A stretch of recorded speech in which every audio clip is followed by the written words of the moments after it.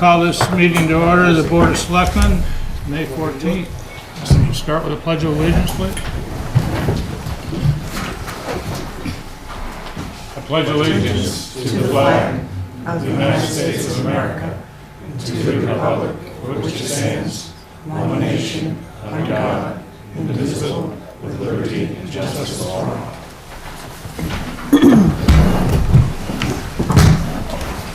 Okay, first thing on the agenda is we're going to reread a portion out of the employee handbook that we read several months ago, just for the benefit of those that weren't here or didn't see it on television. Carrie? The town of Littleton is committed to providing a work environment that is free from all forms of discrimination and conduct that can be considered harassing, coercive, or disruptive, including sexual harassment. All officials and employees shall be treated with courtesy and respect at all times. Conduct that threatens, intimidates, or coerces an official, an employee, or a member of the public at any time, including harassment conduct that is based on an individual's sex, race, age, or any characteristic protected by federal, state, or local law, will not be tolerated. Thank you. Okay, we've got some appointments. First, Chris, you're up. Yeah. So recently I was approached by Deb Rexford, who was an instrumental part in Music Valley Softball League. Over the last several years, it ended up folding, unfortunately. But over their fundraising efforts, they had created a bank account for the girls' benefit and for the league. They have made a donation to the Parks Department for softball, $8,000 to be used for softball. Some of the things that money would be used for, we're working with the high school teams, with Mr. Newfer and the coaches, collaborating with them to put on a clinic for all girls in town for free this summer. It can be used for equipment, field maintenance, uniforms, whatever is needed to jumpstart the youth softball in town again. So it's a very generous donation. So we're asking the select board to accept that donation on behalf of Music Valley Softball League and Deb Rexford, who made the donation.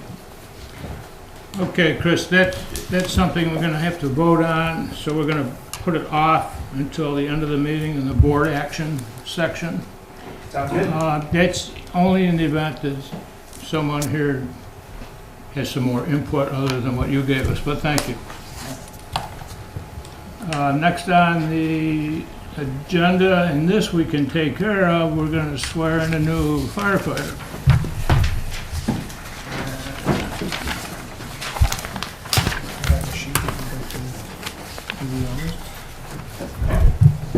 Chief Mercy and I would like to introduce firefighter paramedic Paul Ingersoll to the board and the community. Paul comes to us after having been a paramedic with Calix for a number of years, and then more recently had moved on to Gorham. So we're very happy to have him and the skills that he brings to our department and our communities on board. Okay. Do you want to repeat after me, Paul? Yep. Therefore, I state your name. I, Paul Ingersoll, Do solemnly swear or affirm do solemnly swear or affirm that I will support the Constitution and laws of the United States, that I will support the Constitution and laws of the United States, the Constitution and laws of the State of New Hampshire, the Constitution and laws of the State of New Hampshire, the ordinances, rules, and regulations of Littleton Fire Rescue, the ordinances, rules, and regulations of Littleton Fire Rescue, and that I will faithfully discharge the duties of firefighter, paramedic, according to the best of my ability. that I will faithfully discharge the duties of firefighter paramedic to the best of my ability. Does it? Congratulations.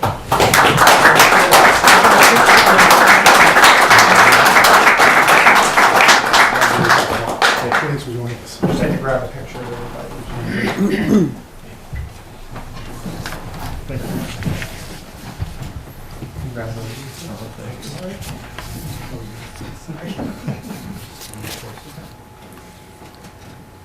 I don't know why I'm so slow. Here, I guess I should scoot down a little bit. We'll get them covered one way or the other.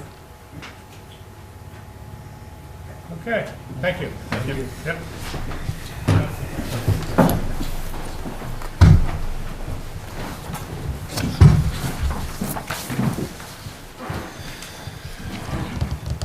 Next on the agenda is EMS in the warm zone grant funds of $6,000. Somebody want to tell me about that? Sure. So the purpose of this grant is to better prepare our medical response to active threat situations, more commonly known as active shooter situations. This is a grant through New Hampshire Homeland Security. There's no match required, no financial match required. Our firefighters will attend an online training program in EMS response to the warm zone awareness and then operations level, and then we'll conduct about 8 hours worth of hands-on training. The grant covers the costs of typical threat protection used in this arena, like ballistic vests, also more specific triage, medical materials such as tourniquets and quick clot, and some triage identifying information. So we have to accept this grant. Correct. It'll be through the New Hampshire Department of Safety. Okay. We will also do that at the end of the meeting. But I think you're still up with a Get Alarmed grant for free smoke and CO detectors? Yes, sir. So this is a grant obtained through the New Hampshire Fire Marshals Association. What it allows us to do is it allows us to install free, what I guess I'll call high-end wireless smoke detectors with 10-year battery lifespans and carbon monoxide detectors in resident-owned homes with a person that is 60 or older or 5 and younger in the home. Just last, not this Sunday, but the previous Sunday, we did have a fire in town where a woman was woken to her smoke detector activating. She attempted to flee the building through what would be her normal pathway, was met with flames, went back to her room and got out the window. That fire would have had very different outcome if she didn't have current smoke detectors in her building. So there's no match required for this. I don't have an amount because we don't know how many we'll receive because it's based off of community need. So we will intake residents, ensure that they meet the requirements of the grant, and then we will schedule the install. The on-duty firefighters will be going out and doing the install after training from the Hampshire Fire Marshal's office. So you want us to give you the go-ahead to apply for the grant? Receive, yes. Okay. We'll do that at the end of the meeting. Anything else? That is it. Good. Thank you. Next item on the agenda is the town manager's report. So the select board has requested information about the capacity of our treatment plant, and the town residents and business owners rely all on the same plant to remove materials from the wastewater. This protects our environment, keeps our community in compliance with regulations, and preserves capacity for future development. The plant also represents community-wide investment because everyone in the community helps pay for it. But as with any investment, the end result, the plant's capacity to treat water, must be looked at as a balance between what we need and what we can afford. The plant's capacity to treat wastewater is not limitless, and neither is the amount of tax money to expand its capacity. So it costs money to keep our plant running at optimum efficiency and comply with state and federal regulations. For businesses of all sizes, professional, commercial, and industrial, that cost is shared through wastewater discharge permits.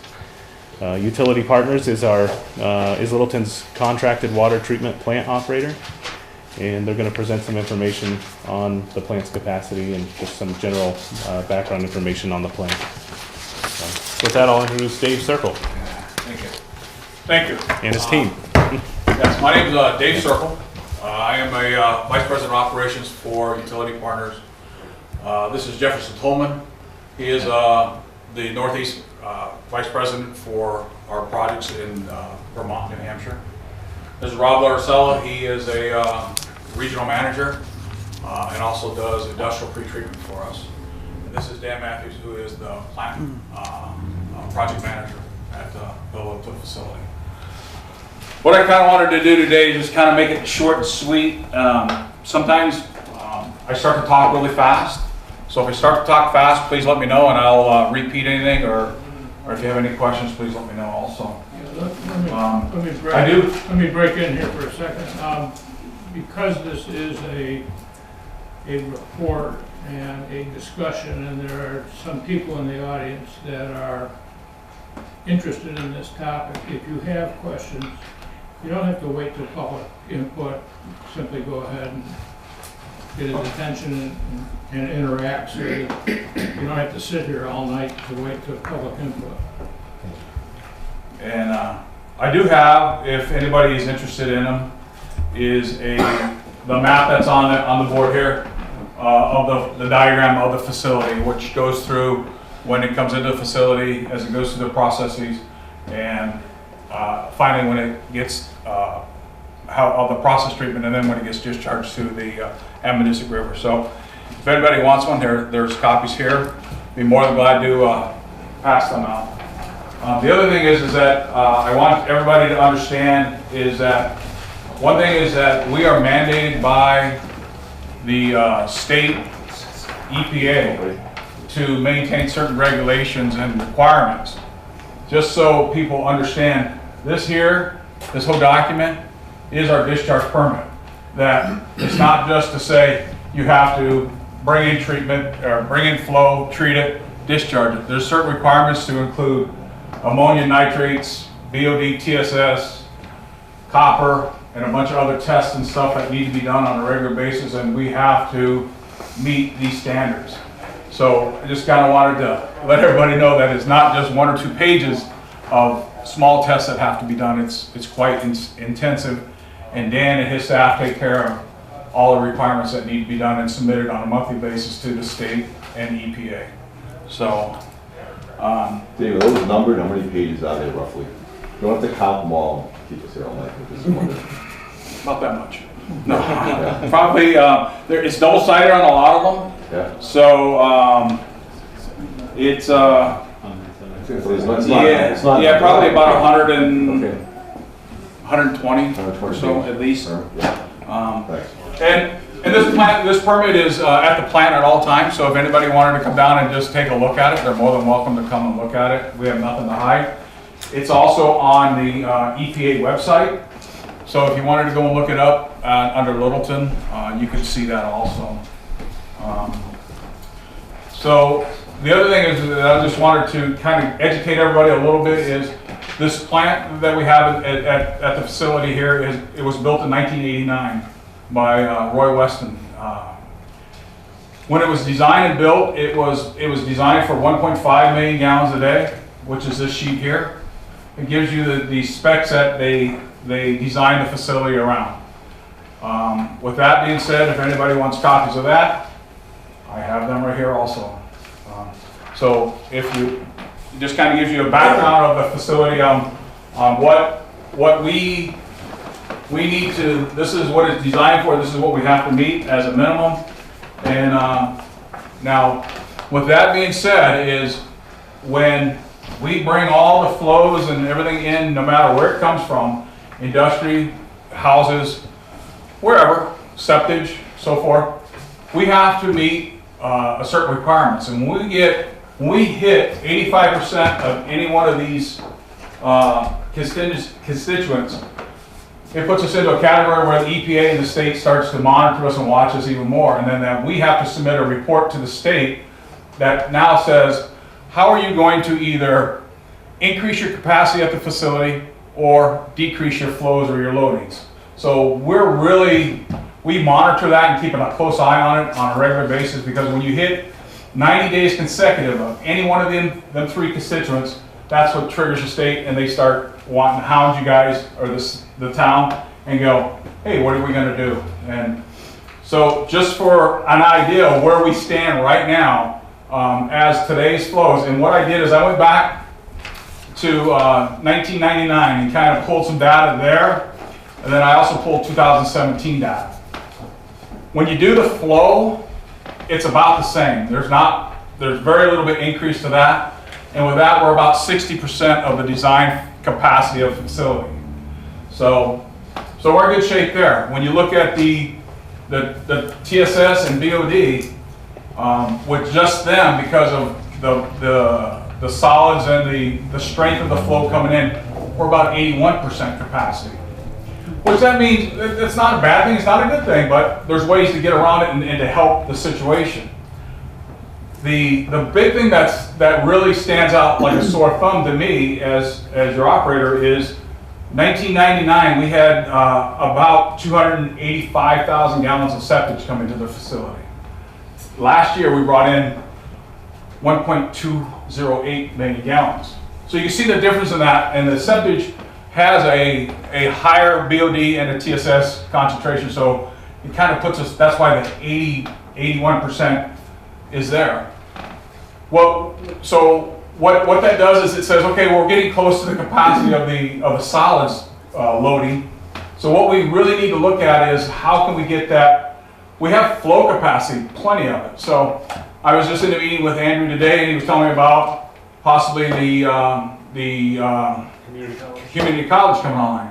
And I was like, wow, that's great, because what that will do is it will actually increase our flow some and decrease our pounds, because it'll dilute everything out. So that'll bring everything down some, so it gives us a little bit more time. The other thing is that we're doing is that we're doing a facility assessment soon on the facility to kind of see where everything's at. Again, remember, this facility was built in 1989 with very little bit of any reconstruction, except for a couple small projects that we did, or that the town did over the last, since, well, the first one was 2005, they put a new UV system in. 2006, we put a new centrifuge in. 2008, there was a major electrical upgrade. There was some failure of the electrical system. 2011, we did a new auger system in the headworks area. And then in 2016, we put a septic receiving, not a system, it's a monitoring device, that what it actually does is, instead of haulers coming in and just going in and saying, well, I brought in 1,000 gallons, this will actually measures the flow and says, you actually brought in 1,151 gallons or whatever, and then that's how much they get billed on. So it's an accurate billing system that now the haulers are getting charged for the exact amount of septic that gets brought in. So that helps on the revenue side to help us on the billing system. So with that being said, I mean, that kind of gives us an update of where we're at and where we're going. And I think things are in good shape.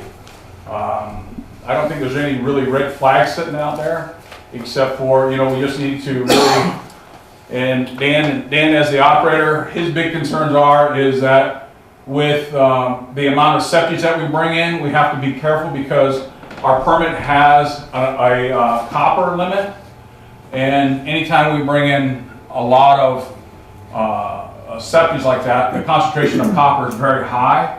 So we need to monitor that and keep a close eye on that. And with that bringing in, we have to run our solids even higher, which we used to have an outside ditch that we don't have that storage capacity now to. So when it rains and stuff like that, we really struggle, and Dan and his staff do a great job at maintaining the permit and compliance and the last year, the really only issues that we had a couple issues with copper, and again, related to the septic. And unfortunately, the septic is, we only get a large loads during the summertime. In the wintertime, we don't get that much, and we don't have any issues in the summer, or the wintertime, excuse me. So that's pretty much an update real quick on the plant. Love anybody who wants to have a tour.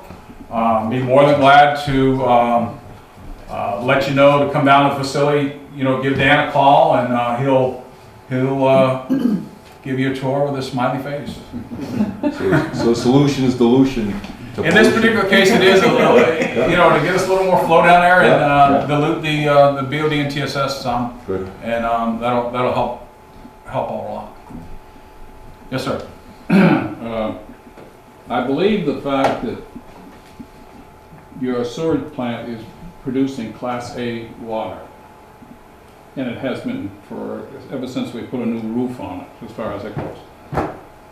Our river, in turn, is a Class B river, and it costs more money to make Class A water.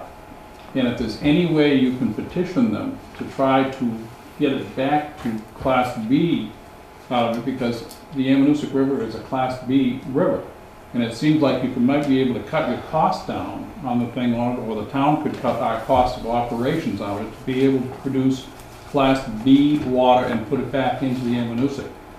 When you produce Class A water, fish can't live in it, number one.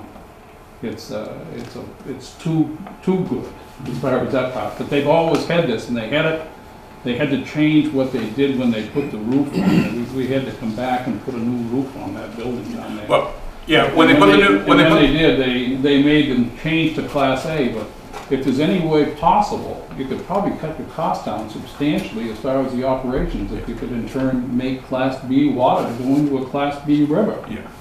Yeah, the unfortunate thing is the requirements are getting stricter.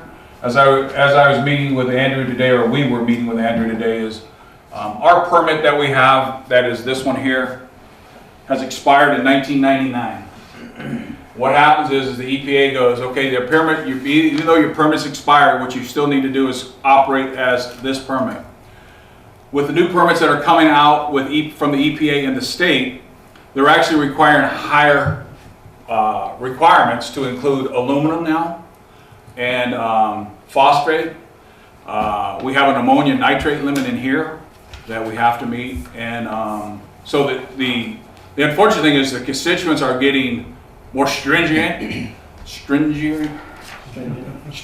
than laxed. So they're actually going the wrong way, the opposite way than what we want them to do. And right now our permit is 3030, so to speak, and that's VOD TSS. And we meet it with no problem. The plant does a really good job at maintaining the effluent quality, and you're absolutely right, is because when we also have to do toxicity on the river. And at some point we did the toxicity on the river, and you have to do it upstream and downstream. And the actual water downstream was having a better impact, had a greater impact than the water upstream. So our water that we were putting in was actually helping the river, as what you were saying. Yeah. I got another one too. I'm a believer that there is all kinds of money in grants out of it to be able to put in an additional item to the sewer plant on it to produce hydrogen on it. And I think you could get government grants. I believe the colleges in turn would do it. I believe that the federal government would allow it, and I think that it wouldn't be just Littleton, New Hampshire. Hydrogen in turn is produced, basically it's a water base out of the thing on it, and hydrogen in turn could be added right to the end where the water comes out on it, and you could put in a hydrogen plant on it. Now, what you produce with hydrogen is you in turn put your trucks onto it, and your trucks and equipment all run on hydrogen. That's what you do. They're doing this over in New York State, and you can look it up on the computer of it. You can find the places that they're already doing it. But it seems like you've got the product that's coming off the end of it, and you could produce this on it, and you get the grants out of the thing on it. Then you cut your costs down by operating anything from the police cruiser to trucks out of the thing on it, and everything like that. But you should be exploring that out of it, because I'm sure that there's all kinds of grant money and availability, but they are doing it in New York State. Well, that's part of what the facility assessment will do, is to sit there and figure out what steps we can do to improve our process, and what's out there that we can get grants on. That's part of what they'll be looking at also. So in the facility analysis that we're talking about, the Clean Water State Revolving Loan Fund, the same one reasoning for Sub 5, they announced a $30,000 project forgiveness. So what we're doing is looking at creating a project that would be on the ballot for consideration for next year to conduct the assessment. What that would do is it would result in a pretty detailed CIP for the next 20 years? Yes, Yeah. 20 years. 20 years, which would be really helpful. Yeah, and then the other project that he mentioned was, I think it was the energy audit, which is a Yes. OEP grant, Office of Energy and That's Planning. right. And that's underway right now, right? Correct. We've submitted a bunch of stuff to them, and we haven't. He hasn't come and did a site visit yet, but that's coming, and then he will come back with recommendations. And we've done that at a lot of our facilities in Vermont, and it's actually saved money. So, and there's grants out there to replace stuff like LED lights and so forth. So that's all part of what he will be doing too, is to come back and say, okay, you can go here and get this grant money, or you can get this and you get that, and get it taken care of. So, Hey, Jeff had a question or comment? Yeah, I guess I had a question. Jeff Cousins from Shilling here. What is the threshold for EPA involvement with the town at the treatment plant? in regards to what? I mean, is it common in the state of New Hampshire or in different towns, different municipalities, that the EPA would be involved to this degree in looking? EPA is involved with every facility in the state. Okay. In every state. And what happens is the EPA has jurisdiction over, will issue permits. Some states will issue the permits also. New Hampshire used to issue their own permits. And I believe they still are issuing them, but they get the guidance from the EPA. And at the end of the day, EPA has the final say in everything. But that's, yes. Anybody else? Could you define for me, Dave, what is grit and rags? Is it what it? Okay, grit and rags is, we have a process, you can find something there? At this part here, you have a grit chamber, and you also have what we call a bar screen.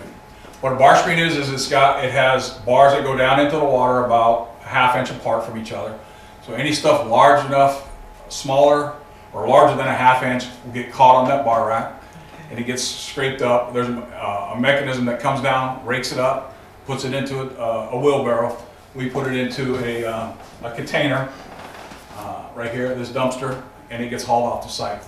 The grit is like any sand, eggshells, stuff like that. That's heavier than solids. We call it solids, the nasty stuff. And it settles to the bottom, and then there's a pump at the bottom of the grit chamber that pumps this up, and then it gets put into the dumpster also, and then it gets hauled off to a landfill. Good. For disposal. Thank you. Glad you asked. Some of the stuff gets reused. Yes. That's not the grit, is it? No, is what happened. No, what gets reused is we have the centrifuge. We feed. That's where all the solids. After you have to return some or get rid of some, and the solids that we get rid of goes to the centrifuge. The centrifuge actually takes it from about a 2% solids concentration, spins it around so fast, and we add polymer to it. It spins it, and then we get it up to about 18 to 20% solids. It goes into a container right here, the dumpster container or the sludge container, and then gets hauled off to a site that they're actually composting it to make it available for they use it for reuse in the state of New Hampshire. And it's a cheaper way. It's as cheap, it's a little bit cheaper than taking it to the landfill. The good part about it is we're reusing it, and it's being reused as they'll add sand to it or soil, some sand, and make it a soil amendment and use it for along the highways and stuff like that. Soylent Green? Yes. Remember that movie? Dave, thank you. Thank you very much for your time, and like I said, if anybody's interested in a tour, please just give the plant a call, and Dan will more than happy to give anybody a tour. You got another question, John? I was just gonna make a statement that just last month, I went down with Mike from your staff, and I stood on the rock in the river where that outlet pipe comes out, and I couldn't believe the cleanliness of the water, the discharge, and I heard there's turtles that hang around there. I didn't see them that day; it was still cold. But I don't go down there all the time. But we oversee utility partners, and they do a real nice job. And to the point where you're standing on the rock looking at what's coming in, and it didn't look any different than the river water. Really nice. You guys do a good job. Thanks. Thank you. Thank you very much. Yep. Appreciate it. Okay, we're moving on to old, I was just gonna, under my manager's report, just give a quick update on the budget for the You, and, all order. right, thank you very much. thank you. Thank you. Yeah, so just really quickly, I was gonna give a year-to-date. Right now, we should be at about 34.6%. And for revenues, we're at 34.1%. And total expenses, we're at 34.57. So we're doing really well and staying right within where we're expected to be. Just wanted to give you an update on that. I can hand these out for you too. Now we're going into old business. Right? You're still up. Should I Thank say you. anything about the budget meeting today? Yeah. I was, Yeah. So earlier today, we had a early meeting with the school board to discuss where we're at with the budget. We already have one. And these are some of the items that were on the agenda that we spoke about. We went over current budget status with the school and the town. We went over contracts that are going to go on the warrant articles this year. We have 2 union collective bargaining agreements that are going to go on. The school does have one as well. We talked about other possible warrant articles. I think the school is looking at something larger, perhaps something to do with Lakeway. We have to wait and see. We went over fuel bids and agreed that we were going to handle the fuel bids this year again. And we talked about snow plowing and the possibility of trying to work out something that's equitable both for the school and the town. And the other thing we went over was tax rate and assessed valuation, and really just talked about how it's really too early for us to tell where the tax rate's going to be, but we are going through a revaluation this year, and we have a number of properties that are going to be coming online or are online as of April 1st. So that's about it for that. I have a copy of that. You already have a copy? Yeah. The other thing I do have for you is, and I'm not sure if this was emailed to you or not, is the monthly health officer log. So I'll just pass that out. Thank you. And that would be all that I have under town manager report. okay, you're going into old business now. All right. You still got the floor. Okay, so under old business, the first item is last meeting we had an information request from Bruce Hadlock. I wasn't really clear on what he was requesting, so he was kind enough to bring by the article. He was looking at the article from 2015, Article 3. There was a request for $500,000 for the River District. The article required 3/5 vote. It did receive a majority, but it did not pass based on the required number. But so we talked in my office, and we clarified that really the information that he wanted was from the 2016 bond request. That was the one for $900,000, and again, this was a bond, required 3/5 vote. The article did pass, and it did have other restrictions in it, which was what Bruce was referring to at the last meeting. It requires a 2-to-1 match, so for every dollar spent out of the bond, we need to have 2 from outside sources, grants or donations. And so we took a look at the current status of some of the grants, and I've got the sheet. It's kind of hard to see up there. And what we determined was that we're well exceeding the 2-to-1. Right now we're really at it's like more I think 3-to-1. Close It to looks 3-to-1, yeah, yeah. closer to 3-to-1. And this is a list of the grants. So when you that say are- we're exceeding on the our good needs, side. on the good okay, side, all right. yep. And there's more happening. We did receive notice today that one of our applications for $200,000 is being recommended to the federal Parks and Lands for approval. So we'll be waiting for more on that. But I don't know. Wait for if there's any questions. Well, yeah, yeah, we can wait. There's no action on our part. Yep, no action.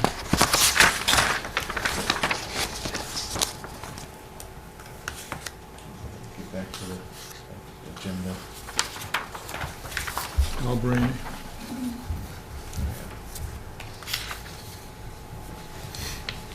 Okay, so yep, now we're to the appointment for Cultural Arts Commission. Yeah.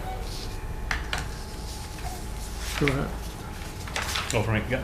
So, we received another letter of interest for the Cultural Arts Commission. The number was even, so this will bring it to a safe odd number to ensure that there's not tie votes, or at least help with that. And Dick Alberini, who currently serves the town in many capacities. I probably don't know them all, but I know he's also on the Opera House Commission, and also director of the Historical Society. And a large part of what the Cultural Arts Commission will do is actually recording some of the cultural assets, historical assets in the community, and then making recommendation to whoever is responsible for preservation. And he's got a great reputation, both positions that I'm aware of. That will act under board action. Which takes us into new business. You're on a roll, All right. unless you want me to take over. It's up to you. Well, under new business, we're short a library board trustee, and we have some interest expressed by Kathy Ross. We again will address that under board action. We also are in need of a zoning officer. We have some interest expressed by Milt Gratz. We will take that under board action. And given the discussion we had at our last meeting, plus some discussion at several meetings, we have decided to go ahead and create a parking committee. And we have come up with a directive to that committee, which I'll read. The Parking Commission shall serve in an advisory capacity to the Board of Selectmen and the town manager, or his or her designee, assisting with the development, implementation, and continued monitoring of a comprehensive public parking system throughout the town. The Parking Commission shall review and develop recommendations for the ongoing financing and operation of public parking services for both the near term and 25 years in the future, and facilities to include, number one, making recommendations to the Board of Selectmen and Town Manager for the maintenance and implementation of an overall parking plan that defines goals, policies, and regulations. Number two, making recommendations to the Board of Selectmen and Town Manager with respect to funding for a parking activity fund. Number three, making recommendations to the Planning Board, the Board of Selectmen, and Town Manager with respect to capital improvement programming as it relates to public parking. Number four, making recommendations to the Board of Selectmen and Town Manager with respect to special parking districts, related maintenance programs, and their funding and management. And lastly, number five, promoting communication and the exchange of ideas and concerns between users of public parking property owners, merchants, and town agencies. And lastly, acting to promote public awareness of public parking areas in the town. That we will also formally address in board action.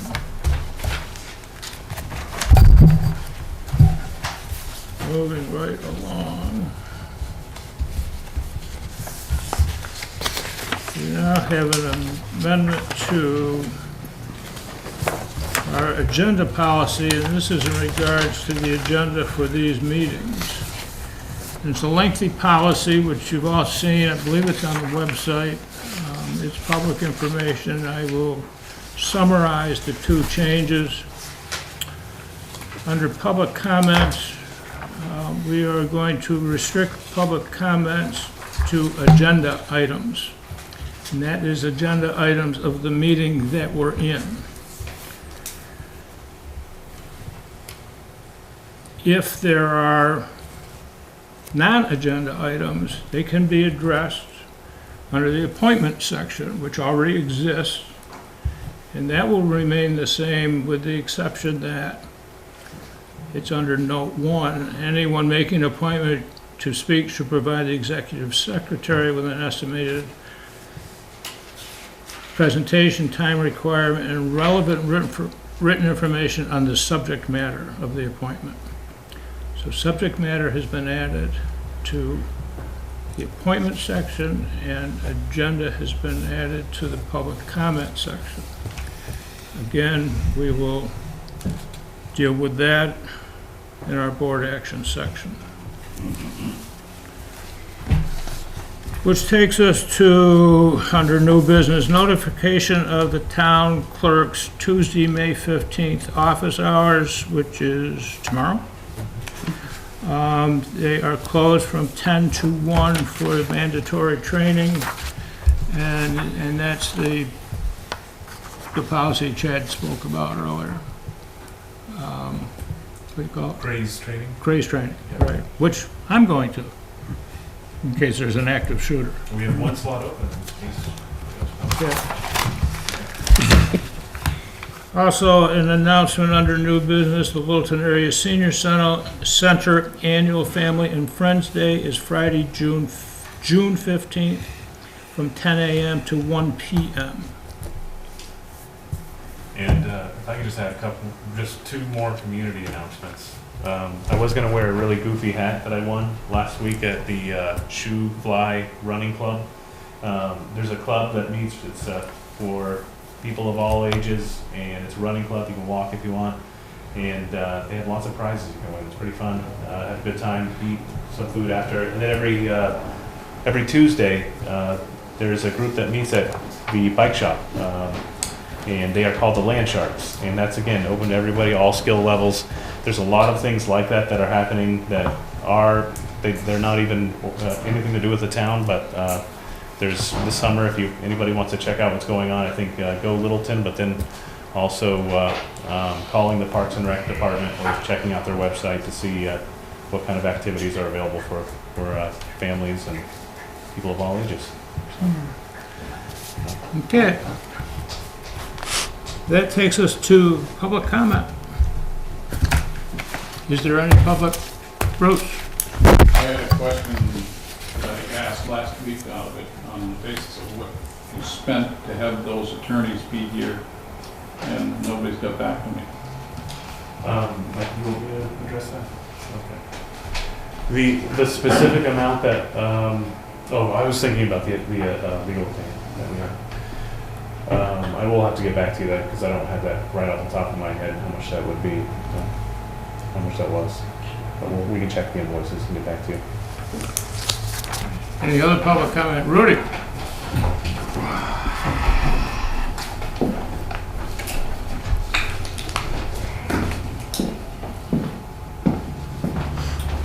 That's for the town manager. And also, just so if you got the last meeting that we were talking about, the accountability of the officers, to be a commission and stuff like that. The only reason I did is some investigation, so it's there, because Mr. Rossi, he said that he wasn't aware, what are the capacity of someone to be appointed as a commissioner of the water light. Okay, I didn't say that. Don't put words in my mouth. No, I didn't. That's what you said. No, I asked the question, what do you want the qualifications? What do you expect the qualifications to be? I didn't say that. They're right there, just in case, you want to see it, I made a caveat. But anyway, regardless of that, right, it's, I also find out, that the gentleman that applied before Mr. Sweet to be at the committee, quote unquote, he was much qualified, according to the paper that I brought in, he was much qualified than Mr. Shaw over there.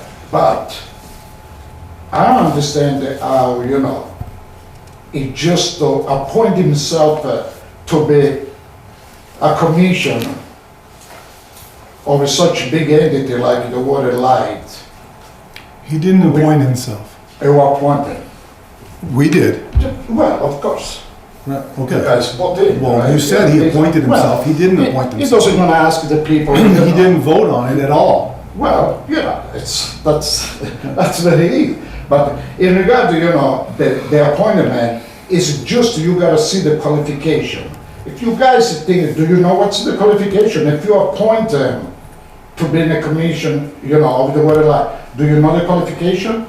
I don't know, no, I You don't know don't know what's, the qualification? no. How you can vote them in if you don't know the qualification? What do you mean, do I know, I'm not sure I understood your question. Do I know what qualifications are required? Let me just, translate the nice things. You appoint them to be a commissioner Yes. on a water line. Yes. Do you know the qualification that needed to be a commissioner on a water line? That are needed or are required? Required. Okay, you want to use it? I don't know that there are any qualifications Yes, required. they are. They Well, are. I haven't seen that, and just because you gave it to me doesn't make it so. It's like, do I wrote this thing? I don't know what it is. I haven't seen it. No, that's New Hampshire laws, man. It's not me. I haven't seen it. But it's, before you guys vote or something, if you use a power over the office, I take my hat off. Because the power of the office, you can do whatever you want. And this thing has been going on in this town very, very, since probably 10 years ago. But if you said that you want to apply by the laws, then the first you learn the laws, and then you appoint somebody. Like you do with me. If I'm not qualified to be on a budget committee, see the laws, and you find out. And also, according to the write-up that I give you, you see what your boss said. From now on, nobody can talk to him. We gotta talk to you, the town manager. Did you read the email? Do you read the email? I haven't had a chance to review it. You don't have that? Review it. Because things they start to get really fun around here. Rudy, the qualifications listed on this sheet, Yes. what don't I make?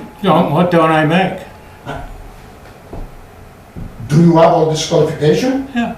You do? Yeah. More than a gentleman that applied before you, and you guys gonna give me the job? Almost, No man and man. almost everybody meets these qualifications. It does? Yeah. Yeah, if you're breathing. Did you actually read this? Yeah, of course I did. Well, apparently you didn't, because I've got. I bet I can pick anyone in this room to meet these qualifications. Really? Yeah. Okay. Can I get a copy of it? So, Joe,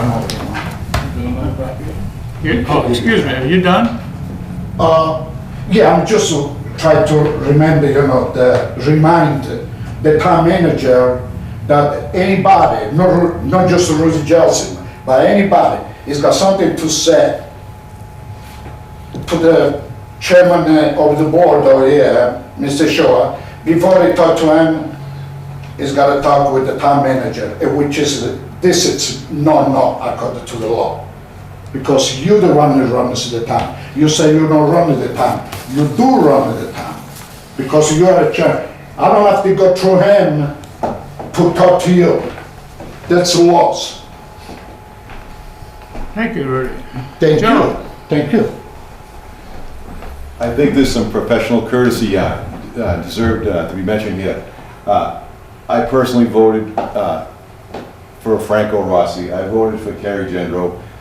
The majority of the town did vote for these people, and this is who they appointed. There's got to be, at some point, you have to realize that the voters are speaking. You're speaking your mind tonight, and that's a beautiful thing. It's appreciated, it's our system. But the whole town voted for Mr. Rossi and for Kerry Gendro. And if they, and right now, I'm saying to myself, the opposite of what you're saying. If Franco and Kerry say Skylar's good for that position, I don't know about water and light. I know about public works, I know what I do.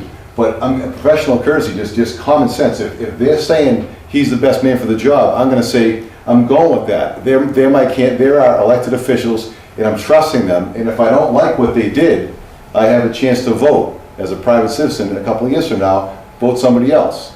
A little professional courtesy could go a long way here, and your vote is your ultimate check.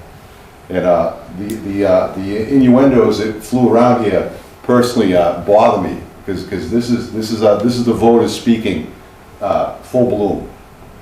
Since when you been an attorney? I didn't claim to be attorney, but. Is there any other public comment? I thought you were with Saint, assault. There being no further public comment, we'll go into board action and see if I can get it all straight. We're starting with the $8,000 donation to Parks and Rec. I would entertain a motion to accept that $8,000. Make that motion. Second.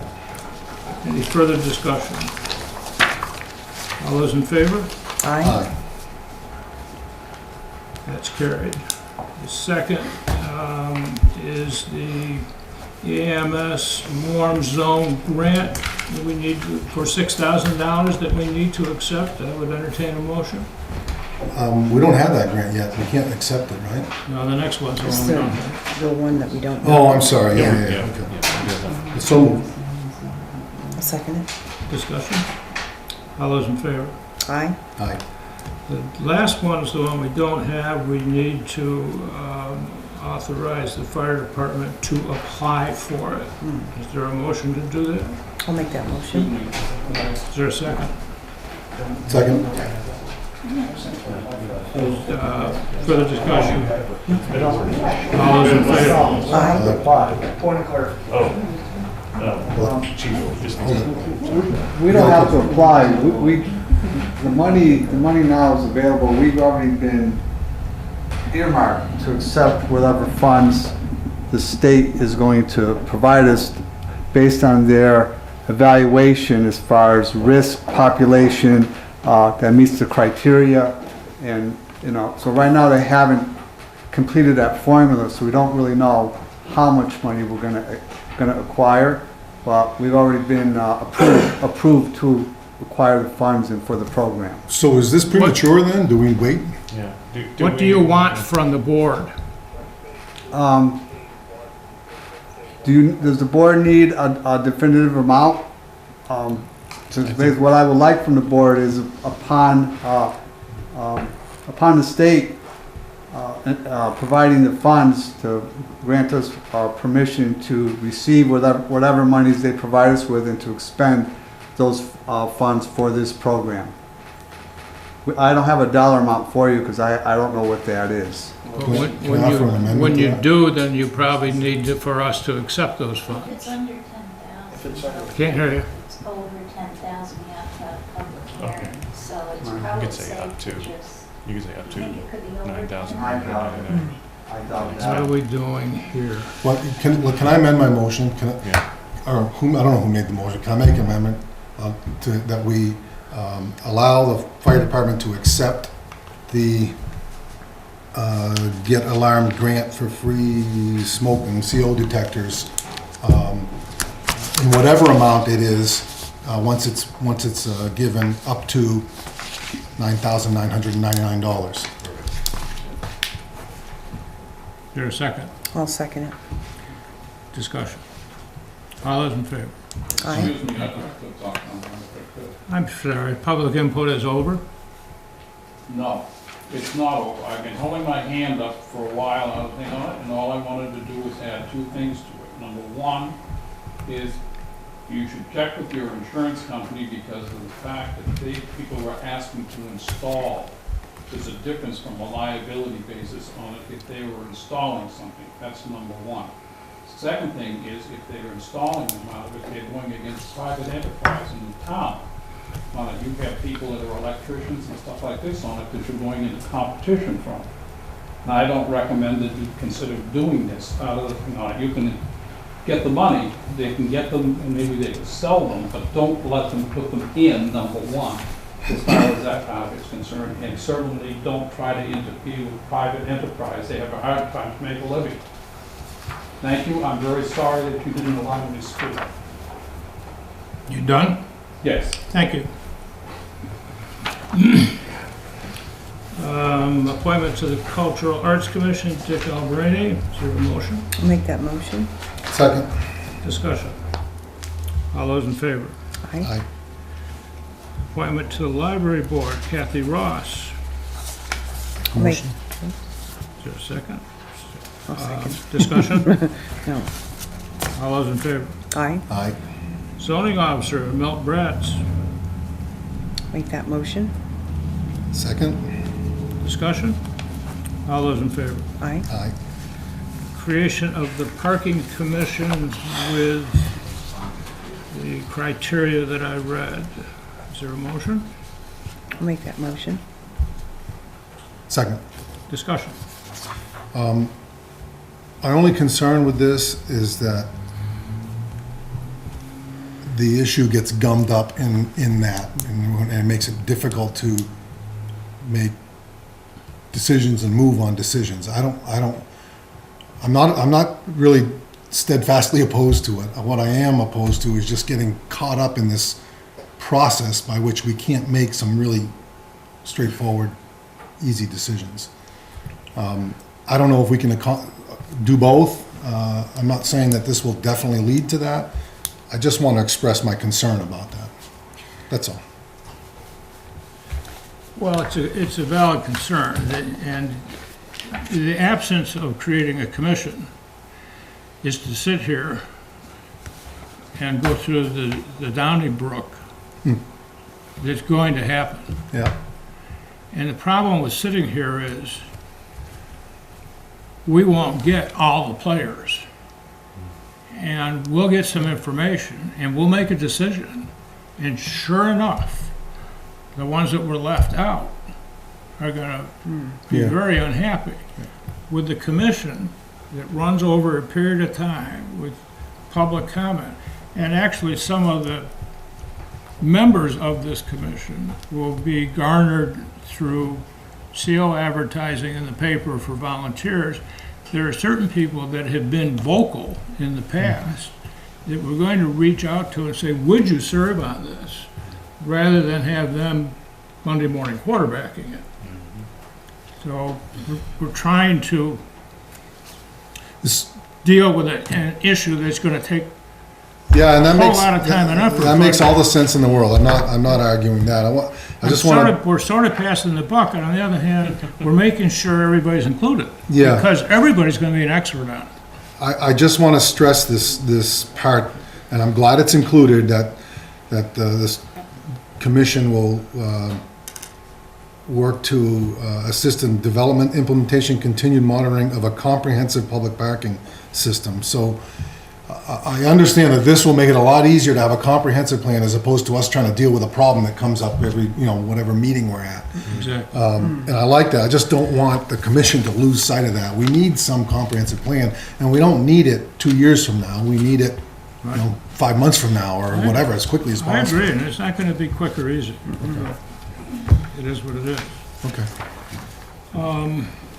So we had a motion, and that was discussion. Is there any further discussion? All those in favor? Aye. Aye. The amendment to the agenda policy.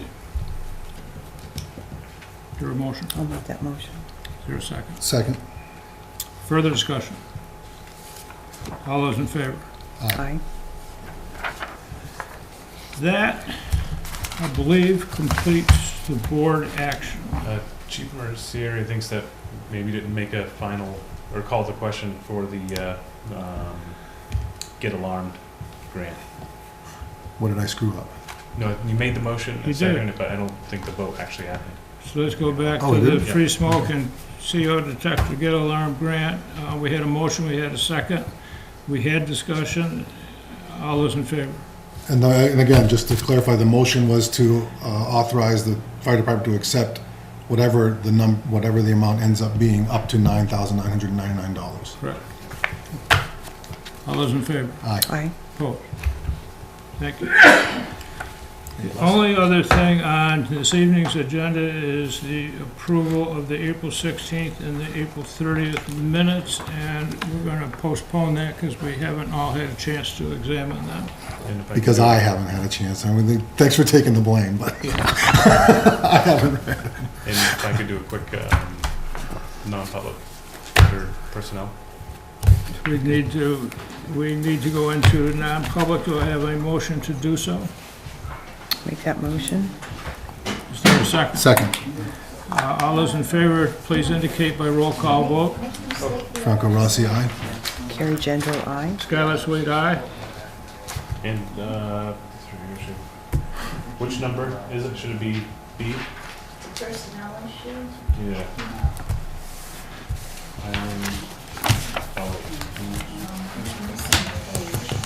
Let's just call it 91A:3. Yeah. There There you go. you go. Anything under that. Yeah. E2, E, D, the others. The public portion of this meeting is adjourned. Thank you.